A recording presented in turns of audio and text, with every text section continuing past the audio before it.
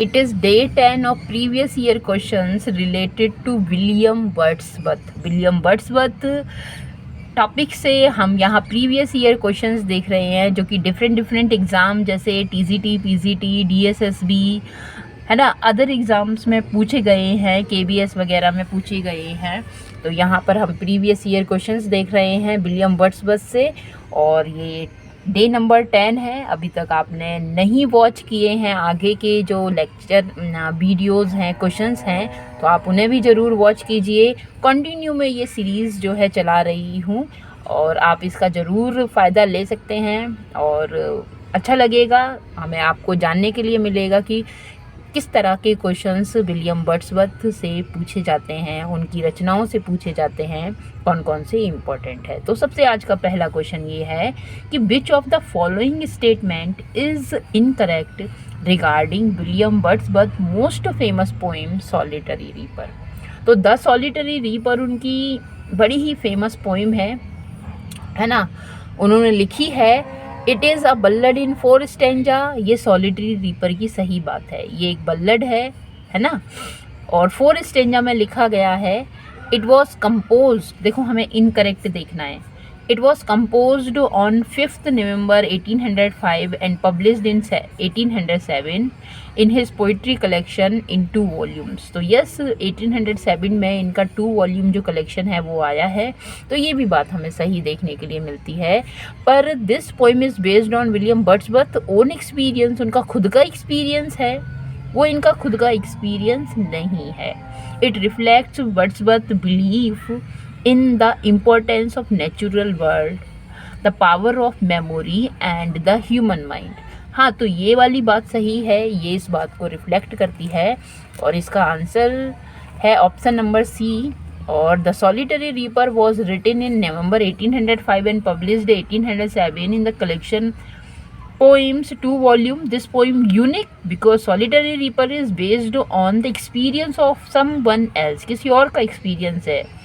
Author और friend Thomas Wilkinson as described in his tour to the British mountain। तो इसमें इन्होंने इस बात को डिस्क्राइब किया है, तो इसे याद रखेंगे। आगे बढ़ते हैं। लिखा है कि Wordsworth compares the stretch of daffodils in his poem Daffodils 2।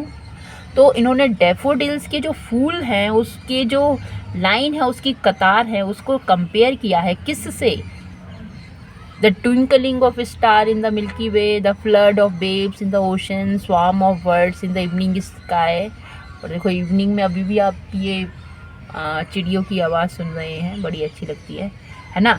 तो swarm of the birds in the evening sky या स्ट्रून लीव्स इन ऑटम।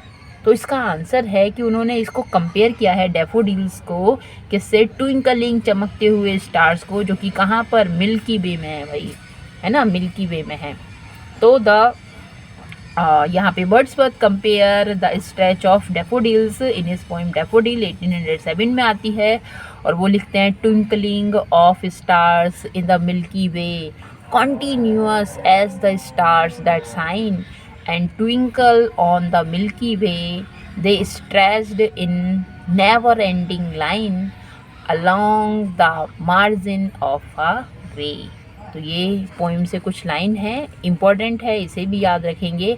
आगे बढ़ते हैं। लिखा है कि वर्ड्सवर्थ रिकलेक्ट्स द डैफोडिल्स इन। ये फिर से डैफोडिल्स को रिकलेक्ट्स करते हैं, याद करते हैं, कब? समर इवनिंग के टाइम में, वैकेंट एंड पेंसिव मूड, जब वो खाली और उदास मूड में है तब, या हिज ओल्ड एज, या कंपनी ऑफ अदर्स। तो इसका आंसर है वैकेंट एंड पेंसिव मूड। तो लिखा है वर्ड्सवर्थ रिमेंबर डैफोडिल्स व्हेन, कब? और वो लिखते हैं for often when on my couch, कि जब मैं मैं अपने बिस्तर पर, काउच पर जब लेटता हूँ, इन वैकेंट एंड पेंसिव मूड। तो ये लाइन यहाँ दी हुई है, दे flash upon the inward eyes. तो मेरी जो आइज़ है, मेरी जो आँखें हैं, अंतर्दृष्टि है, उसमें वो फ्लैश करते हैं, which is the bliss of solitude, जो कि क्या है? ब्लिस है, आशीर्वाद है, सुख है, सुख किसका? सॉलिट्यूड का, एकांत का। लिखा है Wordsworth has describe various stage of his association with nature. तो उन्होंने क्या किया है, वर्ड्सवर्थ ने डिस्क्राइब किया है, वर्णन किया है बहुत सारी स्टेजेस का इस नेचर के साथ, है ना, नेचर के साथ। In which stage did he hear the still sad music of humanity. अब ये still sad music of humanity line आती है किस में, इमॉर्टलिटी ओड की बात है। और यहाँ पर कब है, वॉइस स्टेज में बात ये कहते हैं, या इनिशियल, या ऑल ऑफ दीज, या फिर फाइनल स्टेज। तो ये जो आंसर है ये फाइनल स्टेज का है। और देखो वॉइस में या इनिशियल में सैड म्यूज़िक नहीं होता, वहाँ तो हैप्पी म्यूज़िक है। जहाँ सैड म्यूज़िक होता है, तो जब फाइनल स्टेज है, जब बुढ़ापा आ जाता है, तो जो म्यूज़िक है वो सैड हो जाता है। ठीक है, तो लिखा है Wordsworth hears the still sad music of humanity in the final stage in टिन अवे 1798। और ऑप्शन नंबर सी, सॉरी माफ़ करना, मैंने इमॉर्टलिटी ओड कह दिया यहाँ पर, है ना। तो ये टिन अवे है, टिन अवे। आगे बढ़ते हैं और लिखा है कि how many daffodils did the poet see at a glance. तो हाउ मैनी डेफोडिल्स, एक ही बार में कितने डेफोडिल्स वो देख लेते हैं। तो इसका आंसर है 10,000 डेफोडिल्स। फर्स्ट पब्लिश्ड 1807, पोइम इन 2 वॉल्यूम्स में है।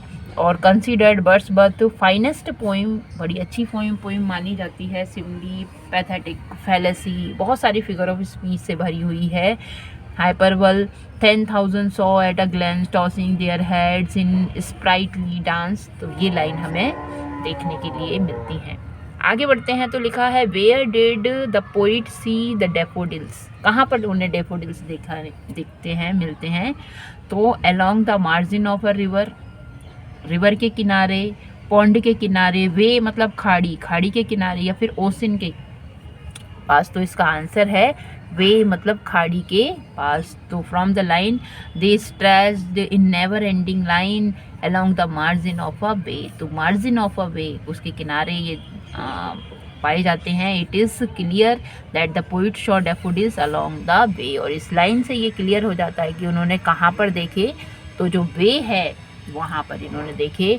What were the daffodils doing, daffodils क्या कर रहे थे। Wandering over the clouds, floating high over the vales and hills, sparkling waves in glee, या tossing their heads in sprightly dance. तो ये tossing their heads, अपने हेड्स को हिला रहे थे और बड़ी खुशी होकर डांस कर रहे थे। तो वर्ड्सवर्थ को ऐसा एक्सपीरियंस होता है इनके बारे में। तो tossing their heads in sprightly dance, option जो हमारा ए है वो करेक्ट है। तो सजेस्ट द पोइट हिमसेल्फ, कहता है I wander lonely as a cloud. यहाँ ऑप्शन डी सही है ना, ऑप्शन डी सही है। खैर आगे बढ़ते हैं, यहाँ पे एक्सप्लेन किया है सारे ऑप्शंस को। लिखा है कि who said there is no essential difference between the language of prose and that of the metrical composition. इसको आप याद रख लीजिए, बहुत ही इम्पोर्टेंट है। और जब हम इनको क्रिटिसिज्म इनका पढ़ते हैं, तो यहाँ पर कॉलरिज का क्रिटिसिज्म मिलता है किसके अगेंस्ट, इनकी पोइटिक डिक्शन जो इन्होंने लिखी है लिरिकल बल्लड के सेकंड एडिशन में। जो पोइटिक डिक्शन ये लिखते हैं, जब वहाँ कहते हैं यही लाइन, वो पोइटिक डिक्शन में कहते हैं कि भाई कोई डिफरेंस नहीं है प्रोज और पोइट्री की लाइन में। पर बाद में कॉलरिज इन्हें क्रिटिसाइज करते हैं। कॉलरिज कहते हैं कि yes there is difference between prose and poetry. तो यहाँ पर ये वाली बात जो कही है ये वर्ड्सवर्थ ने कही है, ये वाली बात आप याद रखें पोइट्री के लिए। तो William Wordsworth in his poem famous preface to lyrical ballads enunciated, कहता है, उच्चारित करता है, हिज थ्योरी ऑफ पोइट्री, अपनी पोइट्री को बताता है। He said that there is nor can be any essential difference between the language of prose and words. तो पोइट्री और प्रोज की लैंग्वेज में कोई महत्वपूर्ण जो अंतर है वो नहीं है। इस बात को विलियम वर्ड्सवर्थ कहते हैं। लिखा है the lyrical ballads were better appreciated. और ये भी बड़ा इंपॉर्टेंट क्वेश्चन है, इससे पहले भी हमें देखने को मिला है ना। अप्रिशिएटेड उनको किया गया था अमेरिका में है देन इंग्लैंड से ज़्यादा। The first edition published in America in और अमेरिका में जो पहला एडिशन जो पब्लिश हुआ है कब हुआ है, तो ये इसका 1798 है ना। तो ये इनका पहला एडिशन आता है। फर्स्ट एडिशन सेकंड एडिशन 2 साल बाद तो 1800 में आएगा, थर्ड एडिशन 1802 और फोर्थ एडिशन 1805 में आएगा। इसको हटा देते हैं और इनको भी याद रखें, इनका फर्स्ट सेकंड थर्ड और फोर्थ एडिशन। मैंने ये कल क्वेश्चन भी पूछा था आप लोगों से। Lyrical ballads with a few other poems is collection of poems by William Wordsworth and Samuel Coleridge। तो लिरिकल बल्लड्स जो हैं और कुछ और पोइम्स भी हैं, उनमें कलेक्शन है पोइम का विलियम वर्ड्सवर्थ का और सैमुअल कॉलरिज का। सबसे पहले 1790 में ये पब्लिश होते हैं। Generally considered to have remark the beginning of English romantic movement. तो ये जो लिरिकल बल्लड है, रोमांटिक जो पीरियड है वहाँ की स्टार्टिंग ये माने जाते हैं। सेकंड एडिशन केम 1800 और इसका जो सेकंड एडिशन है 1800 में आता है। अनदर एडिशन वो पब्लिश्ड 1802, इसका मतलब थर्ड, और फोर्थ एडिशन आप 1805 याद रखें। आज के लिए इतना ही। होप करती हूँ ये आपको बहुत अच्छा लगा होगा, समझ में भी आया होगा। बने रहिए मेरे साथ, जुड़े रहिए इस चैनल से, सब्सक्राइब ज़रूर करें, लाइक करें। Thanks for watching it. Thank you.